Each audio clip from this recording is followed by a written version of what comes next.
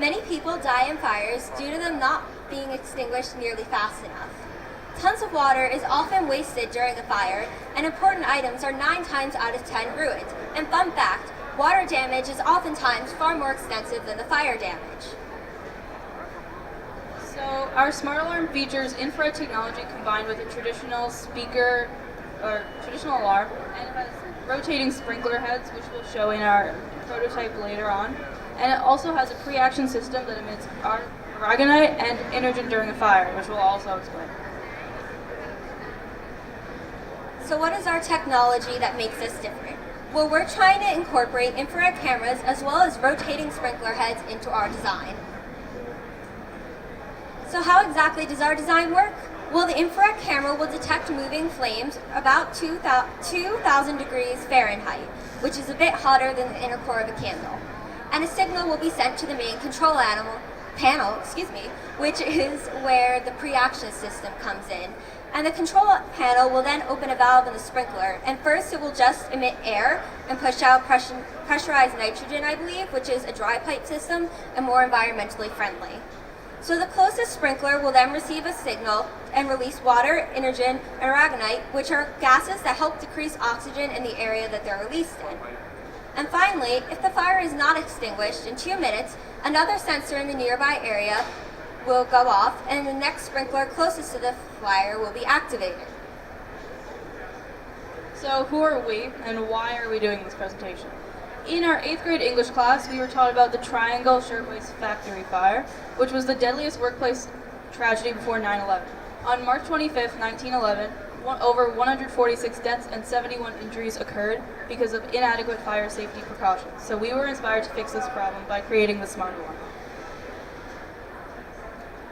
So we spoke to a civil engineer who also was the township engineer for Bridgewater, and she gave us some important questions to think about. So one is, will our system need maintenance? And of course it will need maintenance as per OSHA standards, meaning the main drain flow will need to be tested annually, and the inspector will need to inspect the test valve and open it about every 2 years. There will also be other tests that need to be done every decade, every half a decade, and multiple things like that.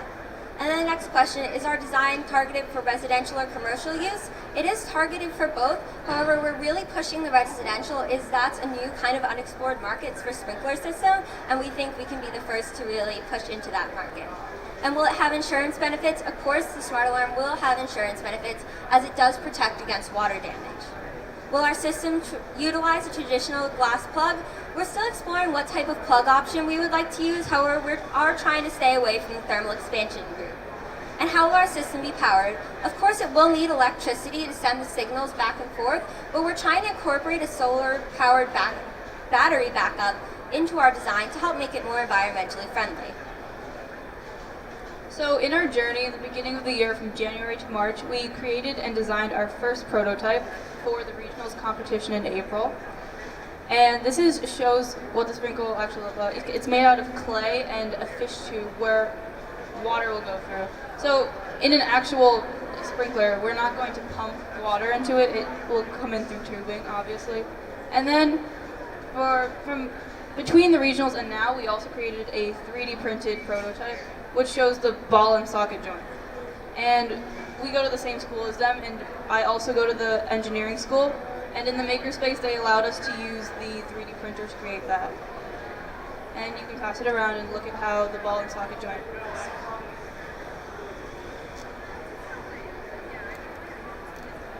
So what are some frequently asked questions about the smart alarm? Well, why 2 minutes between the activation of each sprinkler?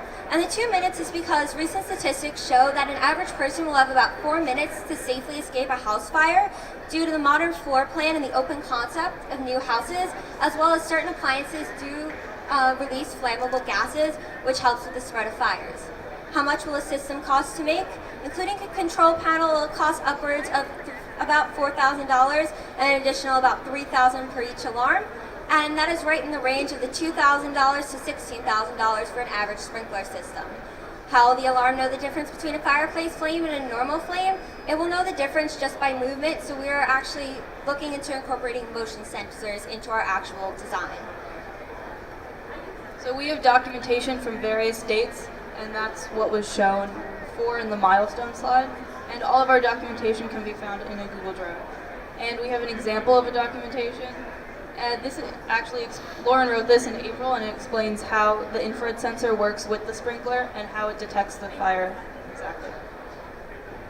So why is this important now? As of 2017, 3,400 people died in fires and another 14,670 suffered injuries, averaging about 9 deaths and 40 injuries daily. It's time for this to change. Does anyone have any questions about our design? First off, I'd like to give you a round of applause.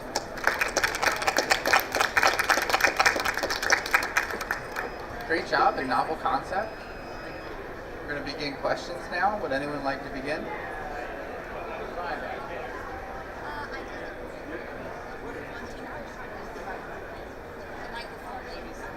Yeah, so the question has been asked who designed and did the 3D printed design. I found a template on Tinkercad and built off that template and adjusted it to fit our needs and what would work best properly for our design. I think of everything presented all day, you guys had the most realistic price.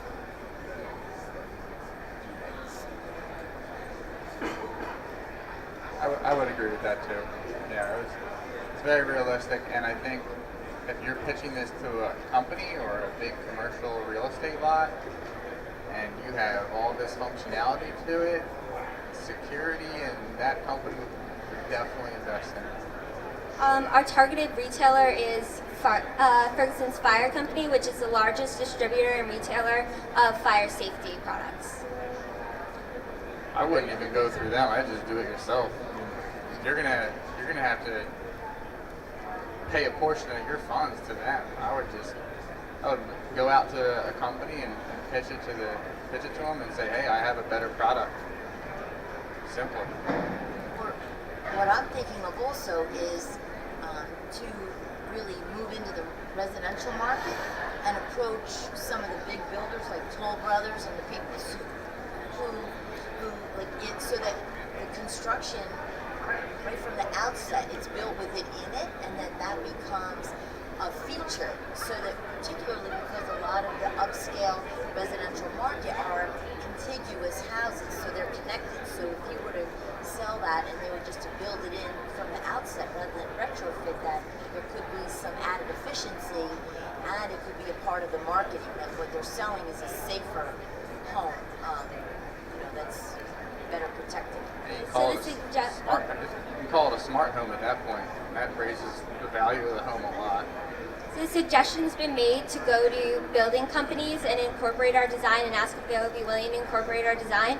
And that's something we've really been looking into, and what houses and what companies we think will work best. We know for a fact in an older model house, it takes about $10,000 to run electricity wiring through the house just to get a sprinkler system in. So that's a big savings later on in the house that you can put your money to, and also will help in the amount of equity in your home to put that money somewhere else. Before you go further on that, have you got the patented yet? No, the question has been asked if we've patented it yet. We decided not to patent, we don't have the resources to patent it because we want to further develop our design and make sure it works completely before we actually do that. Well, I would suggest you take that design and you copy it and you make copies and mail it to yourself. Don't open the envelope afterwards, and then actually see a patent attorney, because that's a very profitable item for somebody. And I must tell you that somebody would take that and maybe make it get a little lucky. You can send in a disclosure to the U.S. Patent Agency and say, I have this concept and this idea, and I'm going to pursue it over the next foreseeable future, like years or something. And that's when you can start working with a lawyer and working through the patent application. And that way it's registered in the government's database. In addition to the letter you're going to mail yourself. But you have a really good product on your hands. Any more questions? Have you been working with any sort of experts? Because I know some of your ideas about the infrared camera and the moving sprinkler can be some technical difficulties in implementing that. Have you reached out to any experts to help on that area? we are just reaching, so the question has been asked, have we reached out to any experts in either the infrared market or any of the other markets? So at the moment, no. We are really just approaching that point where we're really getting ready to make a bigger design and start working with the cameras. We did find one, I believe it's an F2 model that has a compact screen almost, and it's almost like a TV screen. And we've almost been interested in maybe putting that on a wall somewhere by like a security camera monitor, so when the firemen actually come into the building, they can see the blaze itself. So that's something we've been reaching out into that area and trying to check with that company if they'd be willing to work with us or have any suggestions for what we should do to further our design. What happens if the system of the house loses power? Have you thought about those troubleshooting? So a question has been asked, what if the house loses power? How would the smart alarm fix or prevent the fire from spreading? So we've looked into two sources of energy, which is actually solar powered, and then a battery backup. So the solar would charge the battery, and it can also be used even if it loses power. And just to add, a traditional battery backup we figured out will hold for about 6 hours, and with continuous charging solar, we can charge it constantly and provide enough charge to power the system. Last question. So I know there's been some suggestions on the targeted audience, but from a marketing standpoint, what are your thoughts on how to really market your product? So the question has been asked, what is our stance on marketing? I believe is that, okay. So our stance on marketing, so there's two avenues we could go. We could go the commercial avenue, which everyone does kind of go down, and that is a very good avenue to take. However, we're really trying to push, when we present this design, we are pushing the residential area purely for the fact that's not necessarily an area that's really been forged into. I believe in Minnesota, they are requiring certain houses now, I believe it's about 4,000 square feet to have sprinklers in them, and I believe that is becoming a more standard thing. So now that that's becoming more standard and we have such a new design, it really is a market that's unexplored and can really be taken advantage of. That's great. One suggestion, you might want to consider an animation to further display how your technology works. Good job. So whoever taught you how to reinterpret and the question that you're being answered, they should be thanked, and you should really bow down to them, because that is an excellent skill. It's really impressive to see that both of you have done it in the Q&A session. So congrats on that. Congrats on your presentation. Wonderful idea. Follow up what Tony said, patent it, get it going. And thank you for finishing up our day strong. That was last presentation. Thank you so much. We're here at the finals of the Steam Take Challenge with two students from Columbia Middle School in Berkeley Heights with the Smart Alarm, which I'll have them explain in a minute. But first, let's have them introduce themselves. So I'm Lauren. I'm Nishka. Now, this is the middle school. You're in 9th grade now. You started this when you were in 8th grade. So I'm not sure which one will want to ask this, but generally tell us what your idea is. Right, so our idea is a rotating sprinkler system shown here, and it'll be used to track where a fire itself is and track the motion of a fire, and then rotate the sprinkler itself to actually extinguish that fire directly. How did you come up with this idea? So actually, Lauren came up with the idea, and I helped her with the design and cost, math part of it. So what inspired you on this?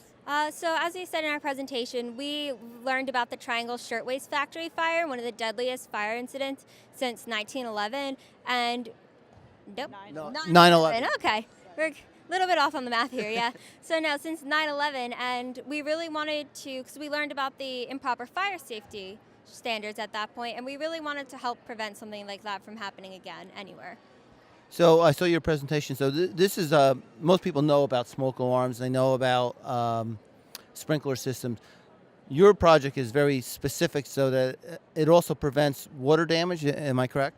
Yes, so it's a pre-action system in the sense that the chambers itself will be loaded with pressurized nitrogen, and then the water itself will flow out, as well as two gases meant to release the amount of oxygen in the area. So it means less water will be used overall, and the water will also be hitting a concentrated area instead of all the systems nearby going off, so you save a lot of water in the Now I see you guys put a lot of time and effort. I saw you probably were texting each other, calling each other, seeing each other a lot. How did you go about working on this? Because you worked outside of school, I assume. Yeah, so we're actually just friends originally, and we just hang out a lot. So we just started putting our smart alarm into our hangouts. Okay, well, how did you feel? You put a lot of time and effort in, and there were 400 entries. How did you feel when you found out, wow, we made the finals? Well, I didn't actually get the email at first. She did. So I got a text from her and I called her really excited because I didn't know. So she told me check my email. It was like 5 o'clock at night, I think Wednesday. So we plan to go out for ice cream afterwards to celebrate. Okay, two students from the Berkeley Heights School District with the smart alarm.